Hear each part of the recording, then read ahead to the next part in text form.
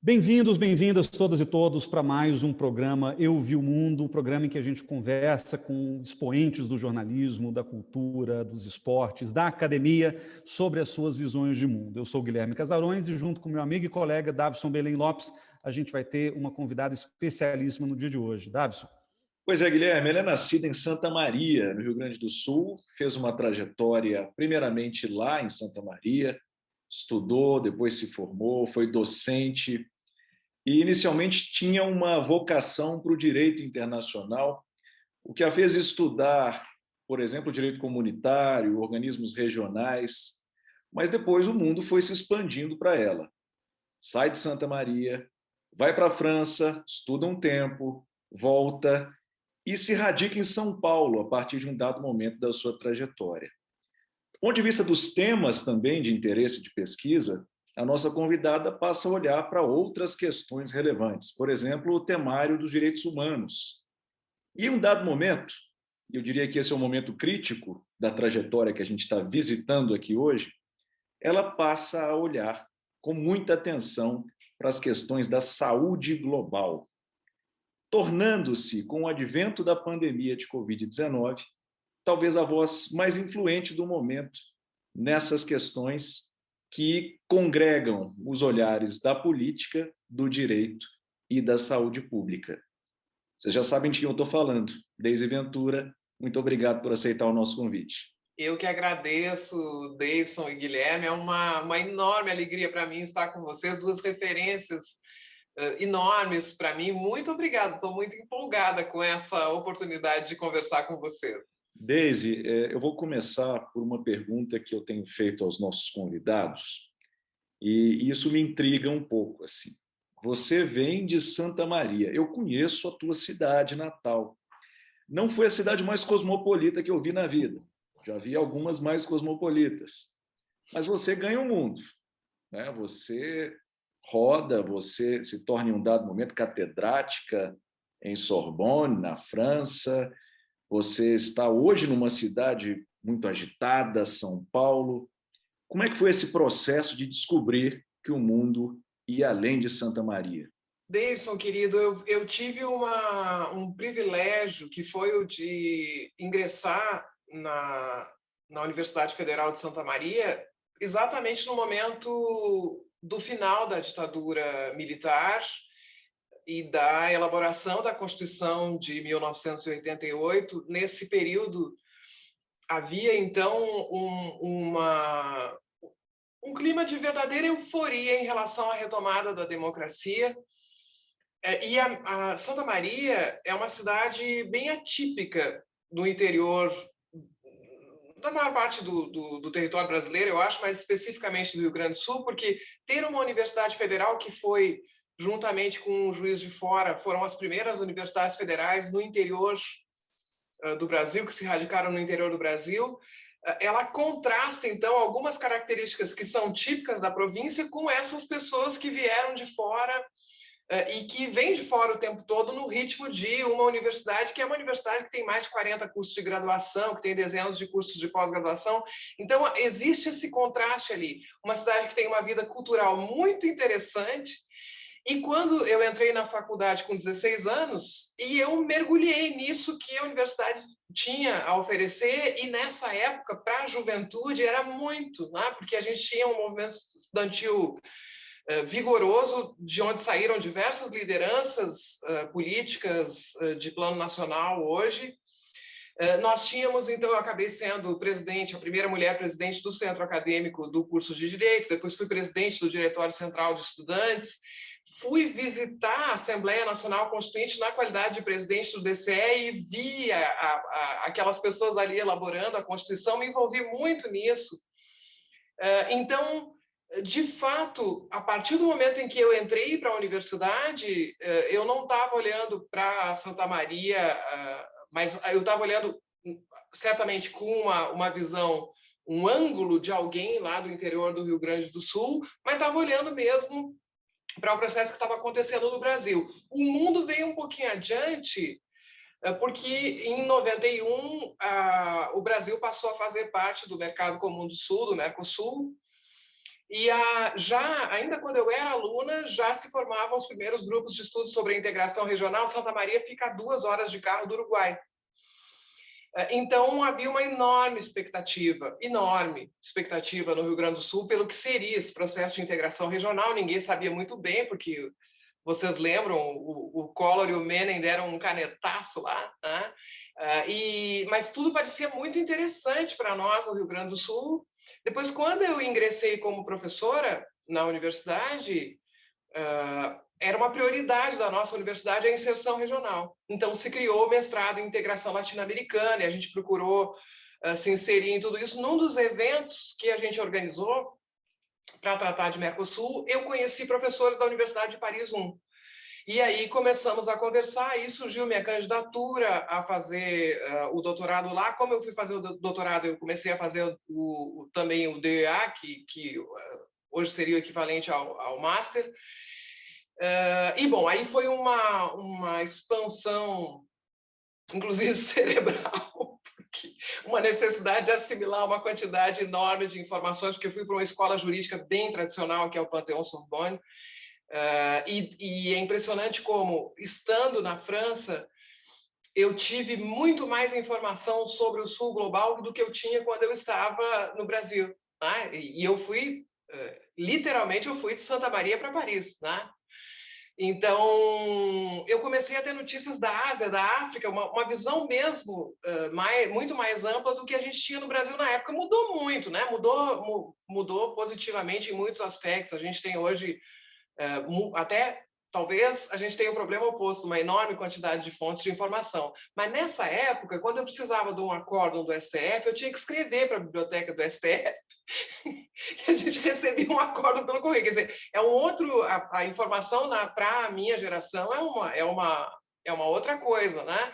E na França eu tinha notícia no telejornal, eu tinha notícia de países africanos, tinha notícia de países caribenhos, tinha notícia... Era digamos assim, uma imprensa que informava muito melhor e com um leque muito mais aberto. Aí, realmente, eu já vinha trabalhando, então, com direito internacional no sentido de direito da integração regional, já vinha estudando isso em função do Mercosul, mas aí eu comecei a me interessar por uma gama enorme de temas de direito internacional e ficou irreversível para mim, né? Trabalhar com questões internacionais, não tem como. A partir daí, eu acho que o foco do meu interesse passou a ser sempre... Eu posso ter objetos diferentes, mas eu estou sempre olhando a relação entre o internacional e o interno.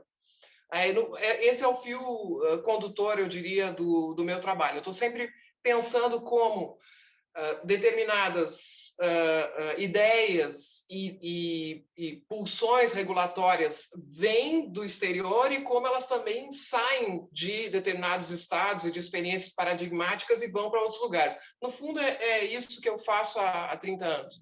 Deise, depois eu quero ouvir mais da sua experiência na França, mas antes de a gente voltar para isso, eu queria até fazer um paralelo que me ocorreu agora enquanto você estava me contando da sua história. O Rio Grande do Sul, ele acaba sendo o epicentro desse processo de integração regional sul-americano, né? Do Cone Sul, a rigor, que não pega a parte norte da América do Sul. Então, o Mercosul, ele acaba se cristalizando muito no que é o sul do Brasil e, né, o norte da Argentina, Uruguai. E a França também, em certo sentido, representa um pouco isso no caso europeu, né? A França também é o epicentro do processo de integração da Europa. E você viu esses dois movimentos acontecendo de maneira mais ou menos concomitante. Então, o que eu queria, como você falou que tem esse primeiro ímpeto disso da direito comunitário, etc., eu queria ouvir de você um pouco dessa comparação desses processos de integração e como é que você vê o seu lugar de fala primeiro, né, o Rio Grande do Sul, nesse processo de integração do Brasil e como é que isso se compara com a experiência europeia. Bom, Guilherme, eu vivi um momento também muito particular, que me marcou muito. Quando eu cheguei na França para fazer o DEA e o doutorado, a gente estava vivendo ali uma empolgação enorme, né? Porque eu cheguei em Paris em 97. Então, a gente estava ali na saída da criação mesmo da União Europeia, que tinha acontecido do Tratado de Maastricht, e eu peguei os anos ali de negociação do Tratado de Amsterdã, que começou já a ser uma decepção em relação ao que se esperava, mas, de qualquer maneira, ainda eram os anos 90 e ainda era uma percepção de grande sucesso da experiência europeia, era o euro, né? Quer dizer, eu tinha um dos maiores negociadores belgas do euro foi meu professor na Sorbonne, outros grandes juristas que estavam ali no dia a dia daqueles que haviam participado daqueles acórdãos clássicos do Tribunal de Justiça de Luxemburgo. Então, eu tive uma visão extremamente, eu diria até positiva da integração regional. Muita gente faz críticas à integração europeia aqui, então nem se fala. Mas eu tive, apesar de ser bem preparada para notar os aspectos críticos, eu era super europeísta nesse sentido, era claramente a favor da integração europeia, não escondia isso, e absolutamente militante da integração sul-americana. Então, a primeira coisa que me aconteceu lá foi me convencer de que a gente só tinha uma perspectiva de autonomia por meio da integração regional, né? Nesse sentido, eles me convenceram até a medula, porque o lugar onde eu estava, nem sempre é assim na França, né? Mas a escola onde eu estava era europeísta, né? Era o pessoal realmente que estudava direito comunitário, depois passou a se chamar direito europeu,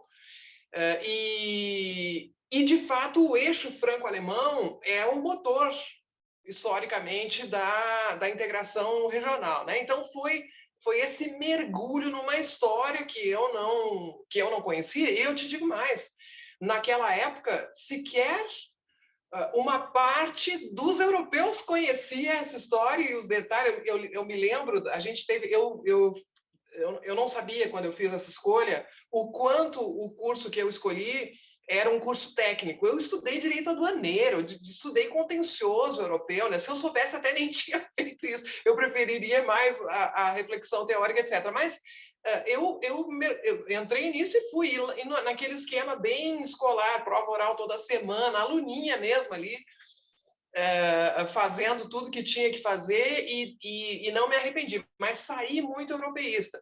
Eu não sei até que ponto, eu acho que o Rio Grande do Sul teve, naquela época, ou em todo caso, um contingente importante de pessoas, inclusive a universidade na qual eu estava, teve a ideia do quanto essa integração poderia ser benéfica para o Rio Grande do Sul. Mas eu não sei até que ponto a gente possa dizer que isso está ancorado na percepção que o Rio Grande do Sul tem do Brasil ou do mundo, né? Que se deteriorou muito nos últimos anos, diga-se de passagem, né?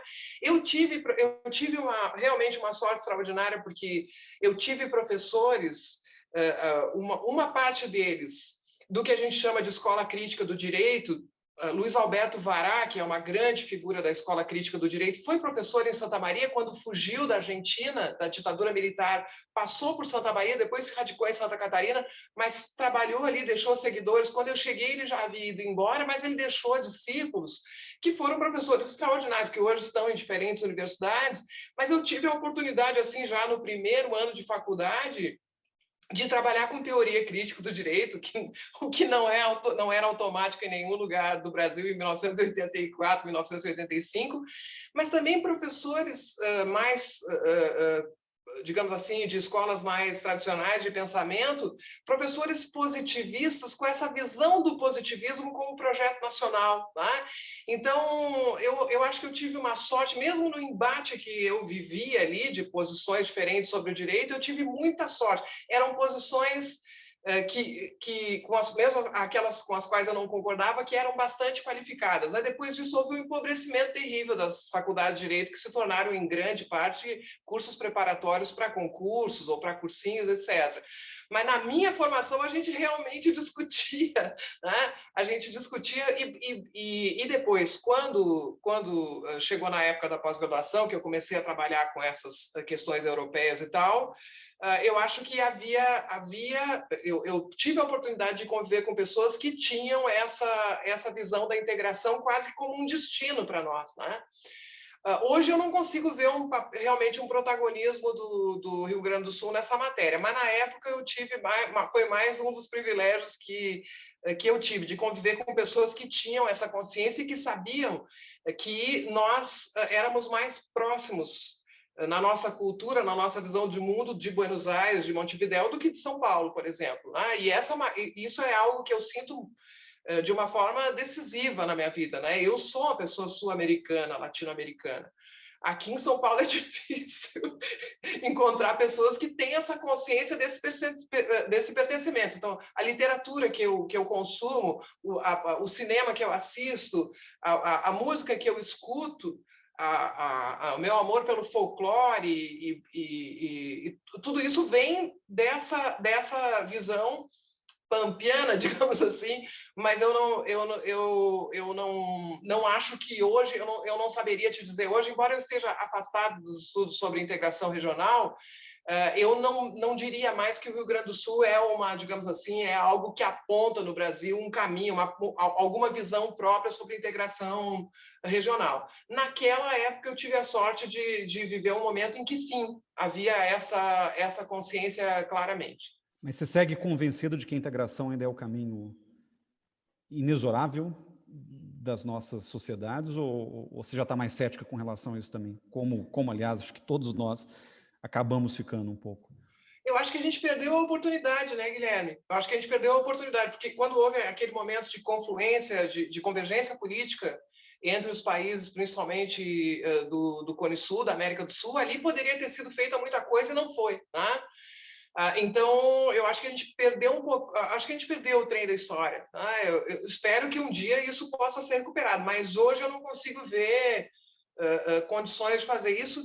E a Europa também chegou num momento de impasse bastante significativo. Então, a Europa, que era uma referência muito positiva nos anos 90, e que nos fornecia um conjunto importante de exemplos de como a gente podia resolver problemas comuns por meio da integração, hoje ela tem um cenário, acho que muito mais complexo, e principalmente no momento de recuo do multilateralismo e de ascensão de nacionalismos populistas, é muito difícil retomar essa agenda, né? Eu acho realmente muito difícil. Embora, para mim, continue sendo lógico. É óbvio que tem determinadas políticas públicas que deveriam ser regionais, é óbvio que a gente teria mais autonomia, seria mais forte se a gente tivesse instituições comuns, não precisa ter uma supranacionalidade, algo que eu defendia na época, inclusive, né? Mas hoje não precisaria nem dar um passo tão elevado, mas pelo menos coordenar a política. Agora, a conjuntura está muito ruim, né? A conjuntura está muito ruim, eu acho que não consigo ver espaço para essa agenda. Espero que um dia seja possível o retorno dessa agenda, né? Deise, se é verdade que nos anos 90 você estava imersa nas discussões de integração, de direito comunitário, também me parece verdade que, a julgar pela sua produção, nos anos 2000 você passa a redirecionar seus esforços, a sua agenda para o direito internacional dos direitos humanos. Começa a comparecer mais na produção. Tem algum motivo para tal? Mudou a Deise, mudou o mundo? O que aconteceu? Na verdade, eu fui crescendo nos meus estudos sobre integração regional, né? Quando eu estudei na França, eu já tinha feito a disciplina de direitos humanos no plano regional. Claro que na Europa a questão dos direitos humanos se passa muito mais no sistema europeu de direitos humanos, então é muito mais Estrasburgo do que Luxemburgo, né? Então a gente tem na verdade é apontado muitas vezes como uma deficiência importante do direito das comunidades europeias, depois direito da União Europeia, hoje direito europeu, a questão dos direitos humanos, né? Poderia ser bem melhor. Mas, enfim, de qualquer maneira, quando eu chego de volta do doutorado e quando eu vou trabalhar na Secretaria do Mercosul em Montevidéu, eu trabalhei 3 anos lá na Secretaria do Mercosul, eu começo a conhecer pessoas, se cria a reunião de altas autoridades de direitos humanos do Mercosul, e existem entidades de direitos humanos que se interessam por temas que estão sendo negociados lá, né? E lá era uma coisa, naquela época, o Mercosul estava com uma agenda muito forte, né? Não estou dizendo que ele tenha conseguido concretizar tantas coisas, concretizou algumas importantes, mas tinha uma agenda inflacionada de negociação, né? Muita coisa acontecendo e o nosso trabalho na secretaria era, em grande parte, acompanhar essas negociações. Então, muitas vezes chegavam pessoas que nos procuravam para obter informações sobre o processo de negociação, para tentar incidir de alguma maneira. Nessa época, eu conheci o pessoal da Conectas Direitos Humanos. Eu conheci lá dentro da Secretaria do Mercosul o pessoal da Conectas pedindo informação, mas como é que funciona tal coisa, ou como é que eu consigo tal documento, né? E hoje eu posso dizer sem medo, tantos anos depois, eu posso dizer sem medo que eu passei muita informação para a sociedade civil, né? O que eu podia passar de informação, explicar com esses mecanismos de negociação absolutamente herméticos que a gente tem, infelizmente até hoje em muitos casos, né? E o que era possível eu explicava, divulgava, avisava. E diversas outras entidades, pessoas, ativistas que eu conheci nessa época, e comecei a estudar muito isso, como os temas de direitos humanos se colocam dentro da integração regional, como a integração regional pode repercutir favoravelmente ou negativamente em relação aos direitos humanos, e como a agenda da integração regional tinha que ser uma agenda menos comercial e mais ampla. A gente usa a expressão integração negativa e integração positiva, né? Integração negativa no sentido de desmantelamento das proteções tarifárias, isso é importante, mas a gente tinha que olhar para o outro lado, que às vezes até estava mais fácil de fazer do que fazer a integração comercial, que era ter políticas comuns em temas que são temas de interesse da agenda de direitos humanos. Então, eu escrevi sobre isso, comecei a puxar, tentava levar, né, ajudei a escrever o regimento dessa reunião de altas autoridades de direitos humanos, fiz muita coisa com o pessoal de direitos humanos e foi também irreversível para mim. Né? Não tinha, depois que a gente enxerga isso, não tem mais como voltar atrás. Né?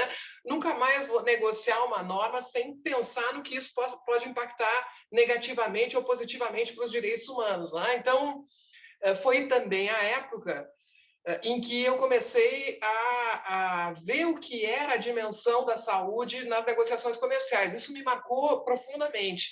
Eu já tinha trabalhado com saúde, ainda no doutorado, a Sueli Dallari, que eu conheci por intermédio do professor Dalmo Dallari, a Sueli, conversando com ela lá em Paris, a gente teve assim uma afinidade imediata, né? E conversando sobre os temas da União Europeia e da saúde, a gente resolveu escrever juntas um artigo sobre o princípio da precaução, isso em 2001 ainda. Né? Então, escrevemos juntas sobre o princípio da precaução, ela mais focada na saúde, eu mais focada em falar sobre o princípio e olhar como é que isso estava acontecendo na Europa, que se tornou depois um tema importantíssimo e que agora volta à tona em relação à pandemia também, mas escrevi sobre o princípio da precaução lá em 2001. Quando eu cheguei em Montevidéu, me impressionou muito os negociadores da saúde, porque havia muita negociação de norma sanitária e fitossanitária. E a gente tinha um exército, tinha 150 negociadores de saúde. Tinha o pessoal da Anvisa, tinha o pessoal de diferentes ministérios, além do pessoal do Itamaraty, e eu fui conhecendo esse pessoal, o Geraldo Lucchesi, que era assessor da Câmara, que me ensinou muita coisa. E aí eu fui acompanhando essas negociações de saúde e me dando conta, gente, olha só, uma norma que aparentemente é uma norma só comercial pode ter um impacto nefasto sobre a saúde. Então, isso foi lá dentro da Secretaria do Mercosul que eu meio que decidi que se eu pudesse, eu trabalharia com saúde. E aí, quando eu voltei para o Brasil, eu decidi que viria para São Paulo, vim para cá, comecei a me preparar para concurso aqui na USP, que eu nem sabia que concurso seria, e já estava decidido que eu não trabalharia mais com o Mercosul e com integração regional, que eu trabalharia com saúde. Mas os meus primeiros textos são justamente aqueles que relacionam saúde e integração regional, ou saúde e comércio, porque eu me interessei mesmo por saúde ali na prática, né? Digamos assim, no calor da negociação. E me apaixonei completamente. Ô, Deise, e assim, só para fechar o quebra-cabeça, você volta para o Brasil, você passa uma temporada como docente agora na França, não é? Nos anos 2000, você retorna à França, passa, enfim, visita a sua alma mater numa condição mais prestigiosa e regressa ao Rio Grande do Sul. E toma essa decisão, que eu acho que é um divisor de águas no seu caminho, na sua caminhada, de migrar para São Paulo. Você ingressa na USP no fim dos anos 2000, na primeira década deste século, primeiramente no Instituto de Relações Internacionais e depois migra internamente para a Faculdade de Saúde Pública, onde você é professora titular agora. Duas perguntas, então. Primeiro, o porquê da migração geográfica, Santa Maria, São Paulo. Segundo, a migração institucional. Por quê? Tem uma razão profissional que sempre me acompanhou, quer dizer, eu sabia que se eu quisesse trabalhar coisas tão específicas como as coisas que eu trabalhava, por exemplo, não é fácil, em nenhum lugar do Brasil é fácil a gente chegar para um chefe e dizer, olha, eu vou começar a estudar pandemia. Agora é fácil, né? Mas em 2008, 2009 não era, né? O pessoal brinca comigo que os colegas, principalmente no direito, diziam, você agora é hippie, né? Negócio de gripe, negócio de não sei o quê, negócio... Quer dizer, não é fácil, né? Para alguém do direito chegar e dizer, agora eu quero trabalhar com pandemia, quero deixar de lado uma coisa que eu faço há 15 anos. Eu tava, Davidson, absolutamente inserida na rede, na comunidade acadêmica internacional e nacional que estudava Mercosul. Eu cheguei nos estudos sobre Mercosul, na minha subespecialidade, digamos assim, que é Direito à Integração Regional, eu cheguei num ponto que não tinha alguém que eu não conhecesse ou que não me conhecia, inclusive porque é uma comunidade não é muito numerosa. Então, eu fui até onde eu podia ir, era a sensação que eu tinha. Né? Muita gente fica o resto da vida fazendo essa mesma coisa. Eu não podia mais, né? E eu não podia mais em função do meu engajamento pessoal. Eu era muito mercosulista, digamos assim, e também conheci outros que só colocavam lenha na fogueira. Né? Lá em Montevidéu, eu trabalhei com Alejandro Perotti, grande jurista argentino, acho que o maior especialista argentino em integração regional, com Oscar Stark, do Paraguai, que era até pouco tempo vice-ministro da indústria lá do Paraguai, com o Marcel Vaillant, da Universidade da República. Né? Nós éramos os 4 únicos funcionários internacionais do Mercosul. Nós fizemos concurso internacional, mais de 400 pessoas se candidataram, nós 4 fomos os selecionados, os primeiros funcionários internacionais do Mercosul. Então, a gente era muito apaixonado, a gente queria muito que desse certo. Né? O fato de ver que eu não tinha mais como ajudar e que as coisas não iam bem, me levou a crer que eu já tinha dito tudo que eu podia dizer. E eu fui me apaixonando por saúde e querendo fazer outra coisa. Então, eu sabia que para trabalhar essas coisas muito específicas, o lugar ideal era mesmo São Paulo, em que existe um espaço para isso nas diferentes instituições que trabalham aqui. Então, eu mirava São Paulo, eu era muito encorajada pela própria Sueli Dalari, pela Michele Raton, minha grande amiga, que já estava na Fundação Getúlio Vargas, que me recebeu na casa dela os primeiros tempos que eu fiquei aqui em São Paulo procurando onde morar, eu fiquei na casa da Michele. Né?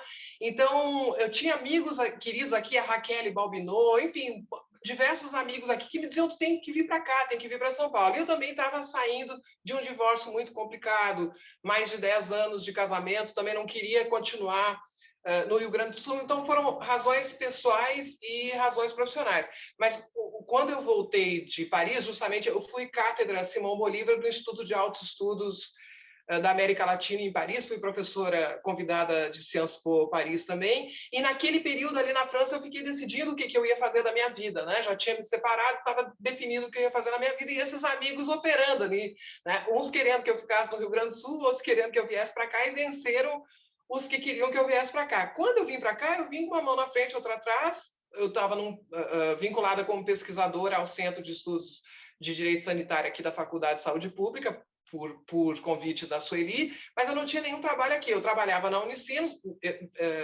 deixei a Universidade Federal de Santa Maria, onde eu era concursada, deixei a Universidade Federal de Santa Maria e me tornei professora da Unicinos e fiquei na ponte aérea. Né? Eu ia a cada 15 dias para a Unicinos, que tem um excelente programa de pós-graduação em Direito.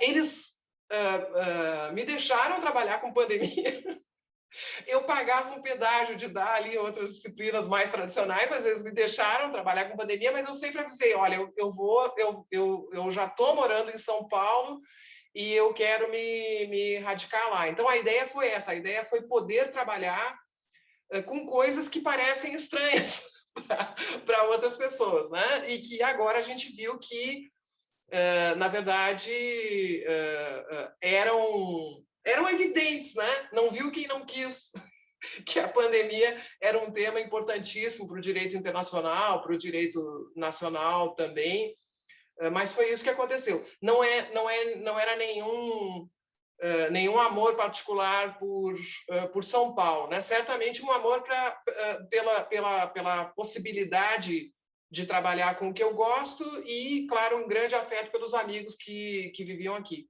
Deise, a gente trabalha junto na Associação Brasileira de Relações Internacionais, já te conheço há muito tempo, e pelo caminhar da entrevista, a gente já consegue constatar dois grandes traços, digamos, da sua vida acadêmica e profissional. O primeiro traço é você é uma pessoa do mundo, você, em todo o seu ímpeto, né, de trabalhar com integração regional, de estudar essas questões que estão na fronteira, não só na fronteira física, mas na fronteira epistemológica, né? Você já tem essa vocação há muito tempo.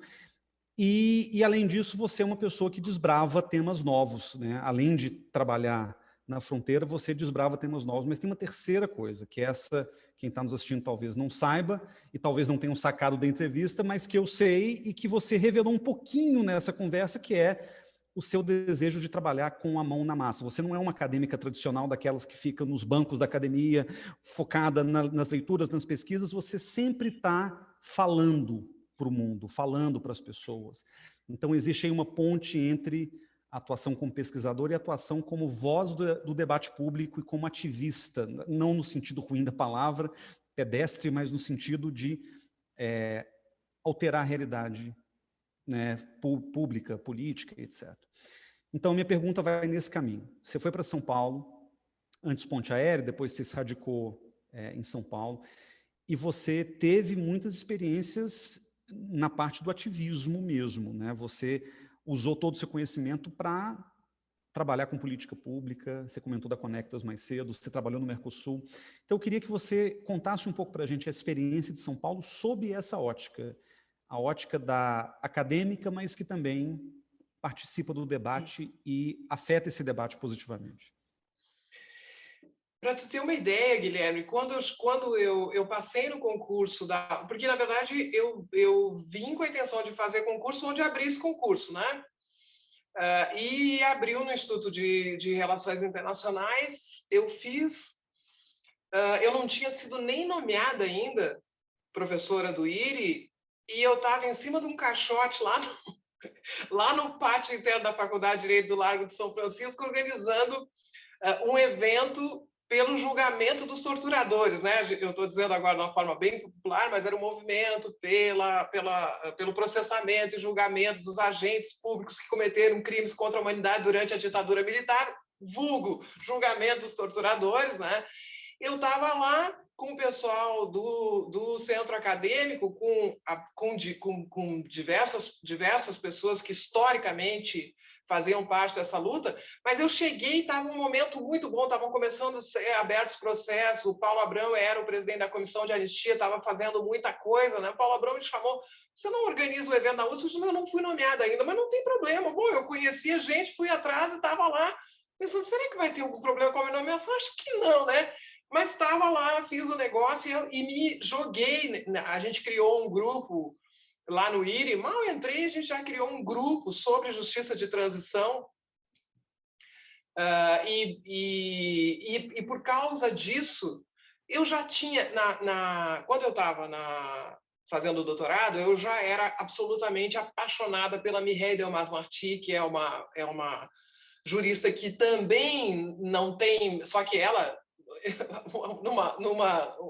guardadas as proporções, né? Porque ela é uma grande pensadora do direito, mas ela também tem esse negócio de não ter medo de tema novo, de não ter medo de temas marginais, de não ficar pensando o que será que meus colegas vão dizer por eu fazer essa afirmação aqui, né? Se ela acha, ela acha. E essa mulher revolucionou a minha forma de olhar para o direito. Ela não foi minha professora no doutorado, ela era de uma outra unidade, né? Depois que eu vi, putz, eu devia ter ido fazer, mas tudo bem, não, je ne regrette rien. Mas eu estudava, acompanhava. E quando eu fui para Paris como professora, eu tinha uma aula no IACHEL, no Instituto de Altos Estudos da América Latina. A minha aula terminava, eu corria, pegava o ônibus, é perto, mas só para ir um pouco mais rápido, comprava um sanduíche e ia para o anfiteatro assistir a aula da Delmas no Collège de France, sentada na escada, porque estava sempre lotado demais, né? E ia ali assistir a aula da Delmas Martins, e aí amigos brasileiros me apresentaram a Kátia Martin-Chenu, que é uma grande companheira de trabalho até hoje, que era assistente da Delmas Martins, hoje é professora da Universidade de Paris I. E eu comecei a me aproximar muito do pensamento da Delmas, e ela é muito vinculada à negociação do direito penal internacional. Ela foi da delegação francesa na negociação de tratados importantes de cooperação penal internacional, e ela tem uma visão, no meu entendimento, única sobre crime contra a humanidade. Então, eu já adorava o trabalho dela como tiete, e aí fui me aprofundar, fui estudar, e a Kátia trabalhava já com temas de justiça de transição, e aí eu entrei nisso, mas eu entrei nisso muito mais como cidadã, como alguém que tinha interesse nessa temática, do que como uma pesquisadora ou uma escolha de uma área. Esse é um exemplo de tema no qual eu cheguei pela militância mesmo, que não era o meu tema principal de pesquisa, mas com o qual eu me envolvi. E esse envolvimento me permitiu enxergar hoje o que eu estudei em função do tema da ditadura militar no Brasil, me permitiu enxergar hoje, na pandemia de Covid-19, os crimes contra a humanidade. A gente vai se construindo, na verdade, né? Depois, a questão das migrações, né? Que foi um acaso completo. Não que, por estudar direitos humanos, claro que estudava todos esses temas de uma forma bastante geral. Mas quando eu cheguei no Instituto de Relações Internacionais, em 2008, os alunos queriam fazer um projeto de extensão universitária. E muita gente dizia para eles, não tem como fazer extensão em RI, em Relações Internacionais, né? Aí eles foram também investigar o meu passado, né? E viram o meu passado extensionista, porque a Universidade Federal de Santa Maria é um polo regional, eu fiz extensão desde que eu botei os pés lá, né? Para a Federal de Santa Maria, extensão não é o terceiro ponto frágil do tripé, né? É o que a universidade faz sempre, tem uma importância crucial na região. E aí eles conversaram comigo, a gente fez uma tempestade cerebral ali na salinha, que era a sala do Centro Acadêmico Guimarães Rosa, que era pequena e tinha uma coluna no meio, então a gente fazia a reunião assim, olhando assim, em volta da coluna. E alguns alunos tinham feito a Escola Técnica do Paris, que fica próxima à Praça Cantuta, que é a Praça dos Migrantes, onde os migrantes bolivianos tradicionalmente se reúnem. E aí deram essa ideia, e nós montamos o Educar para o Mundo e começamos a fazer extensão. Eu nunca tinha trabalhado com essa temática. Para poder trabalhar com eles, eu fui estudar, e a gente foi estudar. Quando a gente viu, a gente estava envolvido até o pescoço na luta pela lei de imigração. Primeiro, a implementação da lei de anistia. Anistia, imagina que absurdo, né? Como se fosse um crime migrar, mas esse é o nome, né? A lei de anistia em relação à situação migratória irregular. E aí eu entrei no início era uma aventura mesmo, a gente ficou um ano indo para a Praça Cantuta, comendo empanada, tomando cerveja, passei, e nenhum boliviano falava conosco. A gente achando a USP, vão chegar lá, tá. Então, nem aí, né?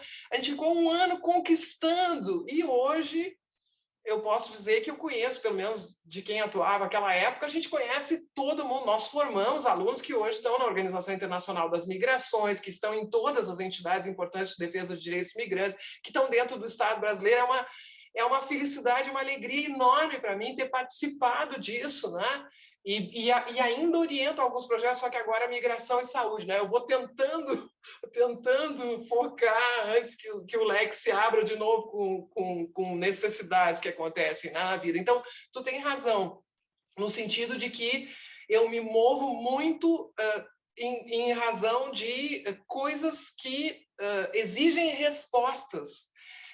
técnicas de um lado, porque tudo isso envolve técnica, tanto a militância em favor da integração regional, como a questão da justiça de transição, como a questão das migrações e, obviamente, a questão de saúde, mas muito mais uma posição também, a força que eu encontro. Não, vamos lá, vou estudar, vou formar pessoas, vou atrás, formar redes, é muito por dizer, não, isso não pode ser assim, não pode ficar assim, não é por falta de informação, por falta de dados e tal, que a gente vai deixar um impacto negativo sobre os direitos serem causados. Então, nesse sentido, eu tenho lado, né? Eu tenho um lado dos direitos humanos. Agora, esse lado dos direitos humanos não é o lado de um partido, não é o lado de um grupo político, né? Eu critico todo mundo. Na época do governo Lula, e depois da Dilma, nem sei dizer, mas na época do governo Lula, eu era considerada persona não grata no Itamaraty, não era chamada para nada, era difamada, né? Me queimavam o que podiam, o que não podiam. Até hoje eu não tenho absolutamente nenhuma relação com o Itamaraty, tenho muito orgulho disso, né?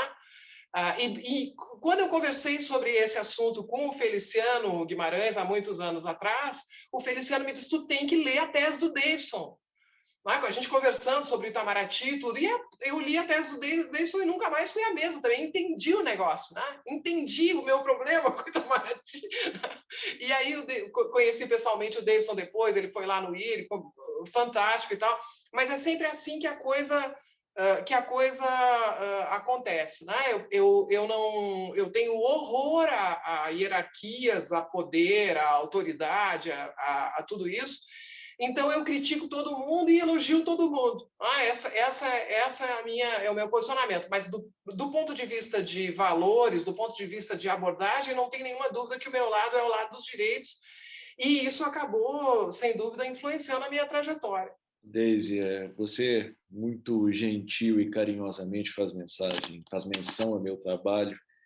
E foi um dia especial para mim, porque eu conheci numa tacada só você e o Conrado Hübner, assim. Só os dois, 2014. Mas eu queria dizer o seguinte, a impressão que eu tenho te ouvindo, e estou aqui com muita admiração escutando a sua trajetória, é que a gente tem sempre a impressão, quando está no meio de uma caminhada, que a gente está sendo errático, que a coisa não faz sentido, mas de trás para frente faz muito sentido. E todas essas tuas experiências geram um acúmulo que ajuda a entender, para quem começou a ver o filme em 2020, por que você estava tão preparada para dialogar num contexto de pandemia e até para explicar para a gente que não entende bem os meandros da saúde pública, do direito público, né, dessa política que está envolvida nas discussões sobre a saúde pública. Você foi pega num momento em que, enfim, a pandemia não te colheu de surpresa. Você já tinha, de fato, passado por experiências, feito leituras e participado de forma ativa, Guilherme citou muito bem isso, não é? Feito intervenções na política, no debate público, que te cacifaram para enfrentar este momento, como você tem feito, não é? E você ganha um protagonismo muito impressionante, né? A coisa muda, me parece, quase que da noite para o dia em termos de holofote. Você começa a participar de um monte de programas de televisão e você não se nega a fazer esse diálogo. Isso também eu acho muito admirável e elogiável, porque drena energia, mas ainda assim você não se furta, não é? Como que você acompanhou esse processo? Vai lá, março de 2020, a OMS decreta a pandemia. O que acontece com a tua vida?